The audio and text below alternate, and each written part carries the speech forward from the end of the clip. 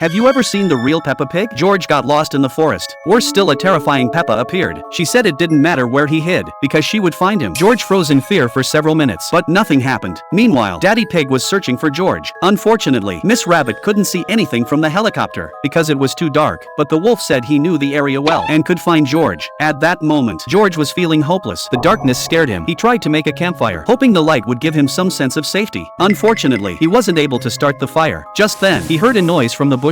As he prepared to run, he realized it was Mr. Wolf. Mr. Wolf told George that his scent had led him there. He then mentioned that the nearest village was 5 hours away, and told George to look up at the moon. But the light was dim tonight, and the pigs couldn't see clearly in such conditions. Fortunately, Mr. Wolf was a night hunter, and with no one else around, that was good news for him. It was then that George realized Mr. Wolf wasn't as innocent as he seemed. Mr. Wolf said he wanted to taste the little pig, and no one would ever know. But the next second, Mr. Wolf suddenly vanished. George was left completely hopeless. He didn't know if he had eaten some strange fruit and was hallucinating. He insisted that there was a wolf in the jungle who wanted to eat him. George knew he had to find a place to hide. But Mr. Wolf reappeared, saying he had finally found George, and asked if everything was okay. But George didn't know what was real in this situation. He was terrified and began running for his life. In the end, he fell off a cliff. After the fall, George no longer had the strength to get up. The poisonous fruit made him weaker, and gradually, he lost consciousness. The search continued the next day, but George's body was never found. Maybe he had run too far.